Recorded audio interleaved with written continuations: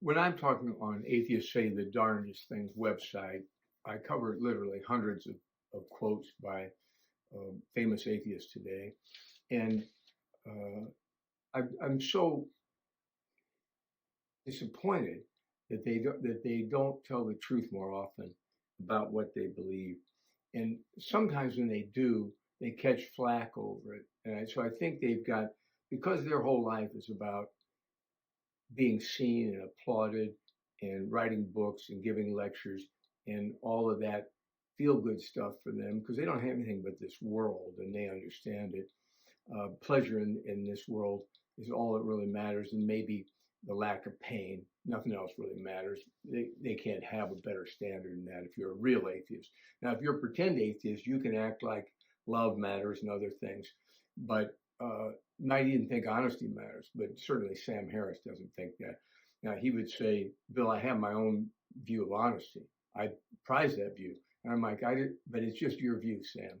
Hardly matters. And you're a hypocrite about your own view anyway. If you were really honest, you'd be intellectually honest and tell these college students what you think about things. Once in a while, they slip up. I'm going to give you one of Sam's quotes where he must have had a moment of weakness or too many glasses of good wine, something. Sam said this, and he paid a price for it. And like all good atheist speakers, he'll try to backtrack later. And then he'll decide he can't backtrack, so he'll double down on this. Listen to this quote. If I could wave a magic wand and I could get rid of either rape or religion, I wouldn't hesitate for 1 second to get rid of religion. Let me say it again. If I had a magic wand, if I was Sam Harris, yes, he said this. If I had a magic wand and I could get rid of rape or religion, I wouldn't hesitate for a moment to get rid of religion.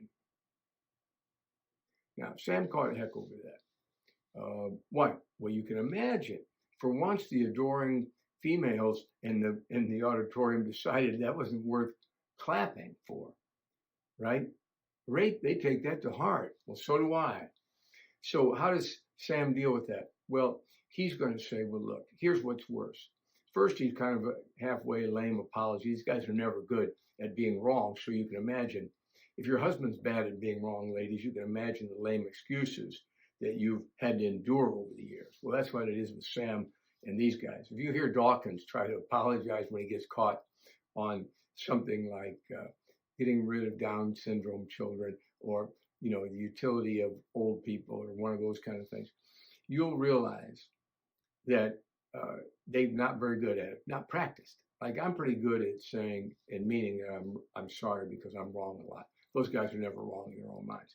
So when you see this, you say to yourself, well, what about that? And he would just say, if he were here, religion has killed so many people. And of course, he'll lump in Christians with everybody in history. You get Islam. So when 9/11 came, the first thing Sam did was call it was a religious act. Well, Sam knew that it was a religious act by what? By Muslims. It had nothing to do with Christians. Christians all decried it universally. But Sam likes to trick young people. They're gullible enough that when he lumps in people, groups, every group like that, he calls it aha moments, where he's got Bill Moore lumped in with the 9/11 bombers. Can you imagine that kind of intellectual dishonesty? That's what they provide for you if you want to follow these elders of the atheist church.